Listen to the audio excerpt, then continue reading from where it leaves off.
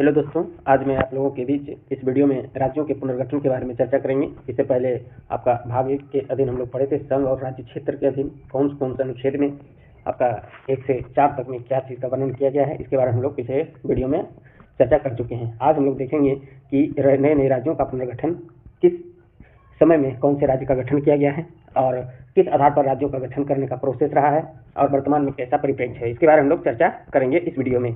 आइए बिना देर किए मैं शुरुआत करता हूं।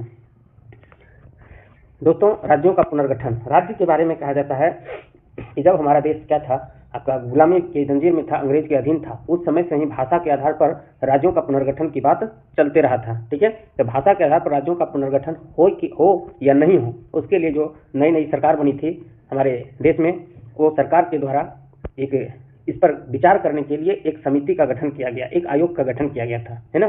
तो यहाँ लिखा है कि भाषा के आधार पर राज्यों का पुनर्गठन उचित है या नहीं, इसकी जांच के लिए संविधान सभा के अध्यक्ष, आपको बताए थे कि संविधान सभा के गठन जो है कैबिनेट मिशन के तहत हुआ था, इसका कार्य था संविधान का निर्माण करना, और संविधान सभा के सदस्यों के द्वारा ही, है ना, आपका कुछ दिनों तक शासन प्रशासन चला था। तो संविधान सभा के अध्यक्ष कौन थे?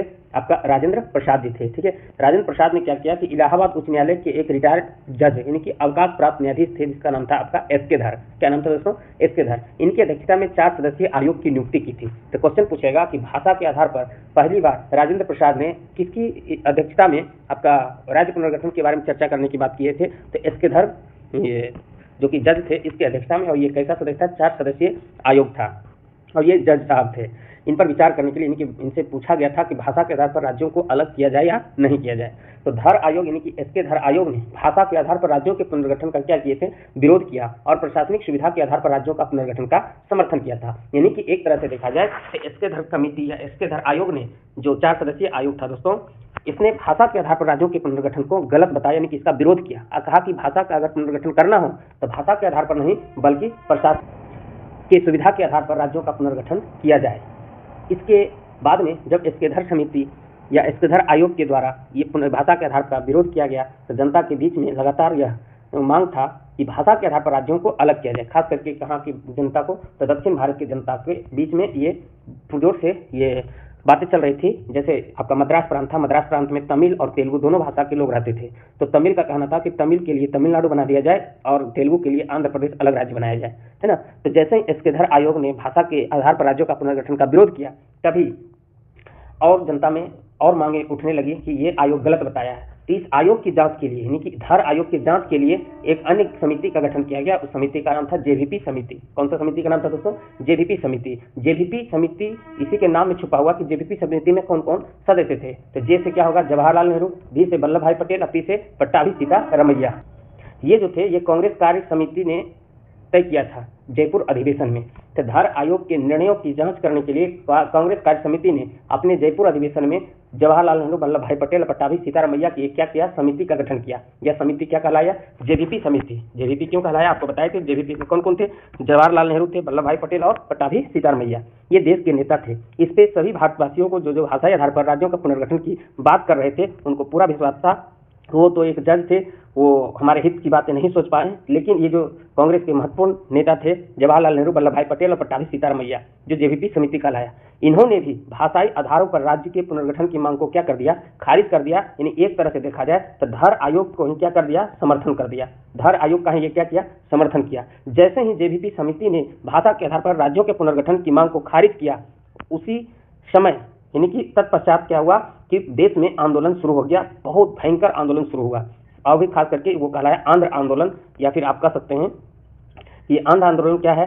तो ये दक्षिण भारत में एक आंदोलन शुरू हो गया, बहुत ही भयंकर आंदोलन शुरू हो गया। कहीं आगजनी होने लगा, कहीं पर विद्रोह होने लगा, सड़कों पर लोग उतर आए। उसमें से सबसे ज्यादा जो आपका विरोध हुआ वो मद्रास राज्य में हुआ। ठीक है, जेवीपी समिति की रिपोर्ट के बाद मद्रास राज्य के तेलुगु भाषियों ने पोट्टी श्री रामल्लू के नेतृत्व में आंदोलन प्रारंभ कर दिया। तेलुगु भाषियों ने पूरा आंदोलन में सक्रिय रूप से भाग ले लिया, जिसके नेता कौन कहलाए? पोट्टी श्री रामल्लू। कौन कहलाए दोस्तों? पोट्टी श्री रामल्लू। इनके नेतृत्व में तेलुगु भाषियों ने पूरा आंदोलन छिड़ा, आगजनी करने लगा, रोड जाम करने लगा, बहुत सारे आंदोलन का ये सामना किया, और ये 58 दिनों के लिए आमरण अनशन करने लगे थे। कौन? पोट्टी श्री रामल्लू। पोट्टी श्री रामल्लू को 58 दिन के आमरण अनशन के बाद 15 दिसंबर 1952 ईस्वी को पोट्टी श्री रामल्लू की क्या हो गई? मृत्यु हो गई। ये भूख हड़ताल में पड़ गए थे। कौन? पोटी श्री रामल्लू 58 दिनों तक किसी भी प्रकार की भोजन नहीं किया, यानी कि आमरण अनशन पर बैठ गया कि जब तक मद्रास से तेलुगु भाषाओं के लिए आंध्र प्रदेश एक अलग स्टेट नहीं बनेगा, यानी तेलुगु के लिए अलग राज्य का गठन नहीं हो जाएगा, तब तक मैं ये कैसा उपवास में ही बैठा रहूंगा। 58 दिनों तक ये आंदोलन जोर शोर से चलते रहा और 15 दिसंबर 1952 को इनकी क्या हो गई, मृत्यु हुई। जैसे ही इनकी मृत्यु के बाद और पूरा एकदम वो जो है उग्र रूप ले लिया आंदोलन। तभी उस समय के प्रधानमंत्री नेहरू जी ने तेलुगु भाषाओं के लिए क्या किया, पृथक आंध्र प्रदेश के गठन की घोषणा कर दी है। इस प्रकार पहली बार भाषा के आधार पर गठित होने वाला राज्य कौन बने हैं, तो आंध्र प्रदेश है ना। स्वतंत्र भारत में भाषा के आधार पर गठित होने वाला पहला राज्य कौन बन गया, आंध्र प्रदेश। और इसका गठन कब हुआ था दोस्तों, इसका गठन हुआ आपका 1 अक्टूबर 1953 को। 1 अक्टूबर 1953 मोस्ट इंपोर्टेंट फैक्ट है दोस्तों। जितने भी इस पीडीएफ में हमने फैक्ट डाला है सब क्वेश्चन में कहीं ना कहीं पूछा गया है, ठीक है। इसलिए आप इसे ध्यानपूर्वक सुने और संभव हो तो आप पीडीएफ को रीडिंग भी करें। अगर पीडीएफ चाहिए तो आप कमेंट बॉक्स में लिखेंगे, आपको पीडीएफ प्रोवाइड कर दी जाएगी। नहीं तो आप हमारे टेलीग्राम जो चैनल है इसी नाम से जीके हब बाय रामविलास के नाम से आपको वहां पर सर्च करेंगे तो आपको वहां पर पीडीएफ प्रोवाइड कर दिया जाएगा।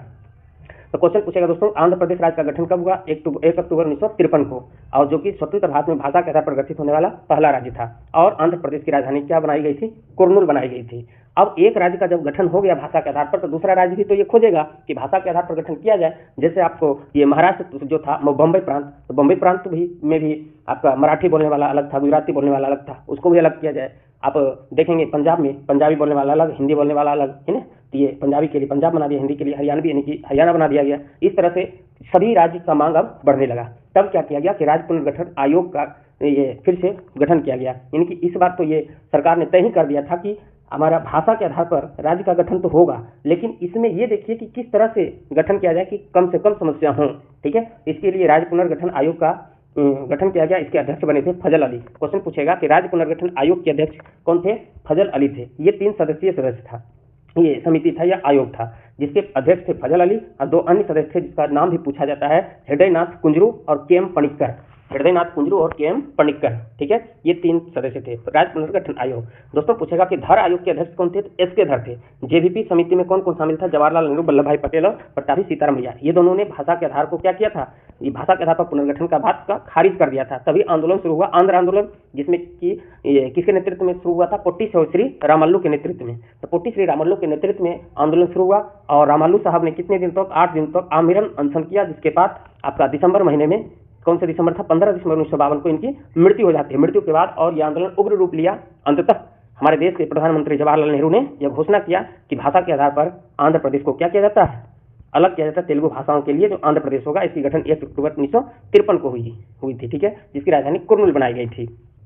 फिर राज्य पुनर्गठन आयोग बनाया गया, जिसकी अध्यक्षता किए थे फजल अली। 2 अन्य सदस्य हृदयनाथ कुंजरू और के एम पणिक्कर। ये जो पारित किया गया था 1956 में, यानी राज्य पुनर्गठन अधिनियम कब आया, पारित किया गया 1956 ईस्वी में। और यही राज्य पुनर्गठन आयोग के अनुसार उस समय भारत में 14 राज्य और 6 केंद्र शासित प्रदेश का गठन किया गया। इसके अनुसार भारत में 14 राज्य और 6 केंद्र शासित प्रदेश का पुनर्गठन किया गया। राज्य पुनर्गठन आयोग 1953 में गठित हुआ था, लेकिन रिपोर्ट दिया 1956 में, ठीक है। क्वेश्चन पूछेगा राज्य पुनर्गठन आयोग का गठन कब हुआ, 1953 में। रिपोर्ट यानी अधिनियम कब बन गया, 1956 में। इसके तहत कितने राज्य का गठन हुआ, 14 राज्य और 6 केंद्र शासित प्रदेश। जबकि वर्तमान में देखा जाए दोस्तों 14 से 28 राज्य बन गया और 6 से 8 केंद्र शासित प्रदेश बन गया। इसका सफर कैसा रहा अभी हम आगे चर्चा करेंगे। ये देखिए भारत के मैप लाए हैं। ये मैप में सभी को बारीकी से सभी राज्य के डेट लिखा गया कि कौन से राज्य का गठन कब किया गया है। अगर हम दक्षिण भारत से शुरुआत करें दोस्तों, तो दक्षिण भारत से अगर शुरुआत करें तो आप देख सकते हैं आपका यहाँ पर आंध्र प्रदेश, जिसका गठन 1 अक्टूबर 1953 में होती है। उसके बाद में हम लोग इधर गुजरात के साइड देखें तो मतलब बम्बई प्रांत से गुजरात का गठन 1960 ईस्वी में होती है। वहीं पर दमन द्वीप केंद्र शासित प्रदेश 1987 में। एक और है आपका गोवा, जो कि 1987 में। इसके अलावा अरुणाचल प्रदेश भी 1987 में है, ठीक है। हाँ, ये देखिए अरुणाचल प्रदेश, मिजोरम और गोवा, ये 3 राज्य का गठन 1987 में। इसके अलावा दमन द्वीप का भी गठन हुआ 1987 में और आंध्र प्रदेश का गठन हुआ 1 अक्टूबर 1953 में। फिर अगर हम बात करें महाराष्ट्र 1960 में, महाराष्ट्र कहीं क्यों अलग हुआ था, गुजरात अलग हुआ था।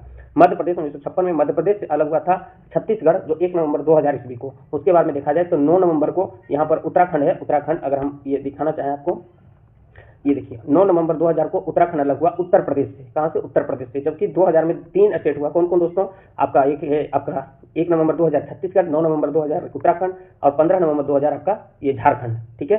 तो ये पहला राज्य तो ये हो गया। फिर आपका गुजरात हो गया 1960 में, 1960 में महाराष्ट्र हो गया, ठीक है। उसी तरह से अगर देखा जाए तो 1987 में अरुणाचल प्रदेश है, अरुणाचल प्रदेश, मिजोरम और गोवा और दमन दीव है, ठीक है। और अगर हम बात करें दोस्तों केरल का 1956 में हो जाएगा, तमिलनाडु 1950 में, ठीक है। 1 नंबर 1954 का पुदुचेरी, जो कि इसके बारे में और आगे चर्चा करेंगे हम लोग। कर्नाटक 1956 में। तेलंगाना को ध्यान में रखना है, तेलंगाना का गठन 2 जून 2014 को हुआ था। इसके अलावा अगर हम तत्काल में देखना चाहें इधर दोस्तों, नॉर्थ ईस्ट वाला नागालैंड 1963 के भी कई राज्यों का गठन किया गया। नागालैंड का गठन 1 दिसंबर 1963 ईस्वी को, इसी दिन हॉर्नबिल फेस्टिवल भी मनाया जाता है। 1966 में आपका पंजाब, हरियाणा, ये ध्यान रखेंगे। हिमाचल प्रदेश का गठन 1971 में। यूनियन टेरिटरी दिल्ली का गठन 1956, ओडिशा का गठन 1950 में, पश्चिम बंगाल 1958 में, त्रिपुरा का 1972 में, है ना, मेघालय 1972 में, असम 1950 में। सबको ध्यान में नहीं रखना है, कुछ कुछ का डेट याद रखना है, जैसे आपका आंध्र प्रदेश का ध्यान में रखना है, गोवा, अरुणाचल प्रदेश, मिजोरम, ये सब का ध्यान में रखना है, ठीक है। अब लेटेस्ट कौन सा है, 2019 वाला, जम्मू कश्मीर से लद्दाख अलग हुआ था 31 अक्टूबर 2019 को, ठीक है। ये जम्मू कश्मीर से लद्दाख टूटकर अलग हो गया था। और ये इस प्रकार से आप 1975 में सिक्किम हो जाएगा, ठीक है। आइए देखते हैं, ये लिस्ट भी दिया गया है, मैं मैप के माध्यम से भी बताने का प्रयास किया कि नए राज्यों का गठन वर्ष कब कब किया गया है। फिर से एक बार यहाँ पर देखने का प्रयास करते हैं कि आंध्र प्रदेश का गठन 1 अक्टूबर 1953 को हुई थी। महाराष्ट्र गुजरात का गठन, महाराष्ट्र गुजरात टूटा था 1960 ईस्वी में। नागालैंड का गठन हुआ 1 दिसंबर 1963 को, जबकि हरियाणा का गठन हुआ पंजाब से अलग हुआ था 1 नवंबर 1966 को। हिमाचल प्रदेश का हुआ 1971 में। मेघालय 1972, मणिपुर 1972 और त्रिपुरा 72 वाले 3 गो, 87 वाले भी 3 गो, और एक केंद्र शासित प्रदेश भी है, ठीक है। इसमें आ जाएगा कौन कौन, अरुणाचल प्रदेश, मिजोरम और गोवा। इसके अलावा आप वहाँ पर देखे थे पुदुचेरी, ये इधर दमन दीव 1987 में ही था। 72 में मेघालय, मणिपुर और त्रिपुरा था। गोवा में कौन कौन, ये 1987 में मिजोरम था, अरुणाचल प्रदेश और गोवा थे। जबकि 1 नवंबर 2000 को छत्तीसगढ़, 9 नवंबर 2000 को उत्तराखंड, 15 नवंबर 2000 को झारखंड, तेलंगाना 2 जून 2014 को। यहाँ पर छूट गया है, जम्मू कश्मीर हो जाएगा 31 अक्टूबर 2019। इसके अलावा लद्दाख का भी गठन 31 अक्टूबर 2019। ये डेट कभी कभी पूछ दिया जाता है, इसलिए आप ध्यान रखेंगे। अगला है दोस्तों कि नवंबर 1954 को फ्रांस की सरकार ने अपनी सभी बस्तियां भारत को सौंप दिया। फ्रांस की कौन कौन सी बस्तियां थी दोस्तों, ये क्वेश्चन पूछा जाता है। तो कौन कौन, पांडिचेरी, यमन, चंद्रनगर और केरिकल, ये फ्रांस की बस्तियां थी। ये 4 कौन कौन, पांडिचेरी, यमन, चंद्रनगर और केरिकल। बाद में यही चारों मिलकर क्या कहलाया, अभी पुदुचेरी कहा जाता है। पुदुचेरी, जिसका सीमा एक दूसरे से टच नहीं करता है। कुछ हिस्सा आपका तमिलनाडु में है, तो कुछ हिस्सा आपका इसका केरल में है, कुछ हिस्सा आपका आंध्र प्रदेश में। लगभग 3 राज्य में इसका ये क्षेत्र बटा हुआ है ना। तो ये जो सौंपा था भारत सरकार को 1954 ईस्वी में, लेकिन इस पर संधि की गई थी कब, 1956 ईस्वी में। 28 मई 1956 को इस संबंध में संधि पर हस्ताक्षर हुआ। इसके बाद इन सभी को मिलाकर पांडिचेरी संघ राज्य क्षेत्र का गठन कर दिया गया। कौन कौन दोस्तों, कौन कौन क्षेत्र था, तो 4 क्षेत्र, पांडिचेरी, यनम, चंद्रनगर और केरिकल। ये आपका फ्रांसीसी सरकार के अधीन था। सौंपा 1954 में, लेकिन संधि 1956 में, और ये चारों मिलकर ही क्या चीज बनाया गया, पांडिचेरी बना दिया गया, जिसके बारे में बताए थे आपको कि यहाँ पर विधानसभा भी है और मुख्यमंत्री का भी गठन किया जाता है। गोवा दमन एवं दीव का भारत में विलय। जिस प्रकार आपने देखा कि यमन, पांडिचेरी, चंद्रनगर और केरिकल फ्रांस के अधीन था दोस्तों, उसी तरह से गोवा और दमन दीव जो है, गोवा दमन द्वीप जो है पुर्तगालियों के अधीन था, ठीक है। लेकिन पुर्तगाल सबसे पहले भारत में आया था, आपको पता होगा दोस्तों 1498 ईस्वी में। लेकिन सबसे बाद में ये गया ही नहीं, इसे पीट कर भेजा गया, यानी कि लड़ाई करना पड़ा, ठीक है। तो यहाँ पर कार्रवाई करना पड़ा, तब ये गया। सबसे बाद में, सबसे पहले आने वाला पुर्तगाली और सबसे बाद में भी जाने वाला कौन है, पुर्तगाली है। जो पुर्तगाल के अधीन कौन कौन था दोस्तों, गोवा दमन द्वीप था, ठीक है। भारत सरकार ने 18 दिसंबर 1961 ईस्वी को गोवा दमन द्वीप की मुक्ति के लिए पुर्तगालियों के विरुद्ध कार्रवाई की और उन पर पूर्ण अधिकार कर लिया। तो क्वेश्चन पूछेगा दोस्तों, गोवा और दमन द्वीप किसके अधीन था, ये था पुर्तगाल के अधीन था, यानी पुर्तगाल के क्षेत्र में था, ठीक है। और इसे भारत सरकार ने कब अपने अधीन कर लिया, तो 18 दिसंबर 1961 ईस्वी को। और 12वें संविधान संशोधन 1962 के द्वारा गोवा दमन द्वीप को प्रथम परिशिष्ट में शामिल करके भारत का अभिन्न अंग बना दिया गया, ठीक है। ये ध्यान रखेंगे। अगला है दोस्तों कि भारत में राज्य एवं संघ राज्य क्षेत्र, ये 28 राज्य और 8 संशासित प्रदेश है, आपको पता है। यह संविधान की प्रथम अनुसूची में शामिल है। दोस्तों अनुसूची का वीडियो मैं अलग से बना दिया हूं, अगर आप लोगों ने अनुसूची नहीं देखा है, किस अनुच्छेद में, किस अनुसूची में किस चीज का वर्णन किया गया, तो आप हमारे प्लेलिस्ट में जाएंगे, जहाँ के संविधान का प्लेलिस्ट बना हुआ है, आप वहां जाकर देख सकते हैं। अब हम लोग देखते हैं क्षेत्रीय परिषद के बारे में। क्षेत्रीय परिषद भारत में मुख्य रूप से दोस्तों 5 क्षेत्रीय परिषद हैं, लेकिन ये क्षेत्रीय परिषद का गठन यही राज्य पुनर्गठन अधिनियम के तहत 1956 में की गई थी। लेकिन 1971 में एक अन्य क्षेत्रीय परिषद का गठन कर दिया गया, इसलिए अब इसकी संख्या कितनी हो गई है, 6 हो गई है, ठीक है। जो पूर्वोत्तर क्षेत्रीय परिषद है ना, वो यहाँ भारत में मुख्य रूप से 5 क्षेत्रीय परिषद थी, है ना। इसके अलावा एक पूर्वोत्तर क्षेत्रीय परिषद भी है, जिससे इसकी कुल संख्या 6 हो गई। इसका गठन राष्ट्रपति द्वारा किया जाता है और केंद्रीय गृह मंत्री राष्ट्रपति द्वारा मनोनीत केंद्रीय मंत्री क्षेत्रीय परिषद का अध्यक्ष होता है। संबंधित राज्यों के मुख्यमंत्री उपाध्यक्ष होते हैं, जो प्रतिवर्ष बदलते रहते हैं, और इसका गठन क्यों किया गया? ताकि केंद्र और राज्य के बीच संबंध को सुधारने में महत्वपूर्ण भूमिका हो सके। क्वेश्चन पूछेगा भारत में वर्तमान में कितनी क्षेत्रीय परिषद हैं? तो 6 क्षेत्रीय परिषद हैं। शुरुआत में कितने थे? 5 क्षेत्रीय परिषद थे। इसका गठन किसके द्वारा किया जाता है? तो राष्ट्रपति के द्वारा किया जाता है। और इसका जो अध्यक्ष होते हैं केंद्रीय गृह मंत्री या राष्ट्रपति द्वारा मनोनीत कोई केंद्रीय मंत्री को बनाया जाता है इसका अध्यक्ष, ठीक है। और उपाध्यक्ष होते हैं संबंधित राज्यों के मुख्यमंत्री। देखते हैं दोस्तों कि 6 में से कौन कौन से क्षेत्रीय परिषद हैं। तो ये देखिए आपके 6 क्षेत्रीय परिषद दिखेगा। एक है उत्तरी क्षेत्रीय परिषद, पश्चिमी क्षेत्रीय परिषद, दक्षिणी पश्चिम क्षेत्रीय परिषद और पूर्वी क्षेत्रीय परिषद। 4 तो दिशा के अनुसार हो जाएगा दोस्तों। कौन कौन? उत्तरी, दक्षिणी, पूर्वी, पश्चिमी, 4 क्षेत्रीय परिषद है। एक बीच में जो मध्य क्षेत्रीय परिषद, शुरुआत में यही 5 था। बाद में पूर्वोत्तर क्षेत्रीय परिषद का भी गठन किया गया 1971 ईस्वी में। इसका मुख्यालय कहाँ है? इसका मुख्यालय कहाँ है? इसका मुख्यालय कहाँ है? इसका मुख्यालय कहाँ है? सभी का हम चर्चा करेंगे। अब देखते हैं कि उत्तरी क्षेत्रीय परिषद के अधीन कौन कौन आता है। पश्चिमी के अधीन कौन, मध्य के अधीन कौन, पूर्वी के अधीन कौन, दक्षिणी के अधीन कौन और पूर्वोत्तर के अधीन कौन। पूर्वोत्तर के अधीन तो 8 राज्य आ जाएगा दोस्तों। एक हो जाएगा आपका 7 सिस्टर के अधीन आपका असम, मेघालय, त्रिपुरा, मिजोरम, आपका अरुणाचल प्रदेश, नागालैंड और मणिपुर। इसके अलावा सिक्किम शामिल है, ठीक है। पूर्वी राज्य में कौन कौन आ जाएगा? आपका बिहार आ जाएगा, झारखंड आ जाएगा, पश्चिम बंगाल आ जाएगा, है ना। ये ध्यान रखेंगे, ये सब चीज आ जाएगी। यूपी में, ये मध्य में यूपी, मध्य प्रदेश, छत्तीसगढ़, यही सब आ जाएगी, ठीक है। उत्तरी में आइए देखते हैं, इसकी सूची भी दिया गया है। पहले इसके बारे में चर्चा करते हैं। क्षेत्रीय परिषदों की संवैधानिक स्थिति क्या है, यानी कि ये संविधान के कोई अनुच्छेद में है क्या? जी नहीं, यह एक संवैधानिक निकाय नहीं बल्कि ये सांविधिक निकाय यानी कि कानून के द्वारा इसका निर्माण किया गया है। क्षेत्रीय परिषदों को 1956 के राज्य पुनर्गठन अधिनियम के तहत स्थापित किया गया। इसकी संवैधानिक निकाय कहने का मतलब ऐसा नहीं कि संविधान में इसका वर्णन किया गया, लेकिन संविधान के अनुसार इसका क्या विधि बनाया गया है, यानी कि अधिनियम के तहत क्षेत्रीय परिषद का गठन किया गया 1956 में।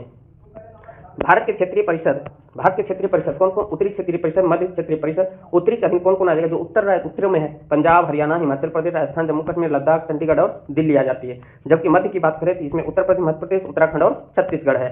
पूर्वी क्षेत्रीय परिषद में कौन कौन? बिहार, पश्चिम बंगाल, उड़ीसा, झारखंड, असम, सिक्किम, मणिपुर, त्रिपुरा, मेघालय, नागालैंड, अरुणाचल प्रदेश और मिजोरम है। जबकि पश्चिमी क्षेत्र की परिषद में कौन कौन आ जाएगा दोस्तों? गुजरात, महाराष्ट्र, गोवा, दमन दीव, दादरा नगर हवेली, दक्षिण में आंध्र प्रदेश, तेलंगाना, केरल, कर्नाटक, तमिलनाडु और पुडुचेरी है। इसके मुख्यालय से क्वेश्चन पूछा जाता है दोस्तों, इसे ध्यान रखेंगे। उत्तरी क्षेत्रीय परिषद का मुख्यालय आपका नई दिल्ली में है, जो कि मध्य क्षेत्रीय परिषद का मुख्यालय इलाहाबाद में है। पूर्वी क्षेत्रीय परिषद का मुख्यालय कोलकाता में है, पूर्व में कोलकाता है ना। मध्य में आपका यूपी के क्षेत्र में इलाहाबाद। आप उत्तर में देखेंगे तो उत्तर में दिल्ली हो जाएगा, पश्चिम में मुंबई हो जाएगा, दक्षिण में चेन्नई हो जाएगा, आप पूर्वोत्तर वाला शिमला हो जाएगा। आपको ऐसे भी ध्यान रख लेना है। कौन कौन? फिर से मैं एक बार रिकॉल करूँ क्या? उत्तरी क्षेत्रीय परिषद का दिल्ली, दक्षिणी क्षेत्रीय परिषद का चेन्नई, पूर्वी क्षेत्रीय परिषद का कोलकाता, पश्चिमी क्षेत्रीय परिषद का क्या हो जाएगा दोस्तों? आपका मुंबई, और मध्य क्षेत्रीय परिषद का इलाहाबाद, जिसको प्रयागराज कहते हैं हम लोग वर्तमान में, और पूर्वोत्तर वाले का शिमला यहाँ पर नहीं लिखा हुआ है, आप ध्यान रखेंगे, आगे पीडीएफ में लिखा हुआ है। अब आगे देखते हैं। देखिए, पूर्वोत्तर परिषद का गठन संसदीय अधिनियम पूर्वोत्तर परिषद अधिनियम 1971 के द्वारा किया गया। यानी कि जो आगे 5 पढ़े थे 1956 में, ऐसे 1971 में। ये अस्तित्व में कब आया? यह अस्तित्व में आया दोस्तों 8 अगस्त 1972 को अस्तित्व में आया। इसके सदस्यों में कौन कौन शामिल थे? असम, मणिपुर, मिजोरम, अरुणाचल प्रदेश, नागालैंड, मेघालय, त्रिपुरा और सिक्किम जो है बाद में शामिल हुआ 1994 ईस्वी में। सिक्किम पूर्वोत्तर परिषद का 8वां सदस्य बना। क्वेश्चन पूछेगा कि पूर्वोत्तर परिषद का 8वां सदस्य कौन बना? सिक्किम बना, यानी कि 8 सदस्य थे, 1994 में बना था। इसके कार्य क्षेत्रीय परिषदों के समान होते हैं। क्षेत्रीय परिषद यही पूर्वोत्तर परिषद, ये थोड़ा अलग है। साथ ही कुछ अतिरिक्त कार्य भी होते हैं। इसे 7 सिस्टर के अधीन रखा गया, ठीक है। पूर्वोत्तर परिषद का मुख्यालय शिलोंग, मेघालय में स्थित है। इस प्रकार आपका ये जो टॉपिक है नए राज्यों का पुनर्गठन, ये समाप्त होती है दोस्तों। अगर हमारा वीडियो आपको पसंद आता हो तो हमारे YouTube channel GK hub by Ramvilas sir को सब्सक्राइब करेंगे और अपने दोस्तों को भी शेयर करेंगे और लाइक भी करेंगे और प्यारे प्यारे से कमेंट करेंगे, तो और मैं वीडियो जल्द से जल्द अच्छे कंटेंट के साथ आपके बीच आने का प्रयास करते रहेंगे। जय हिंद, जय भारत।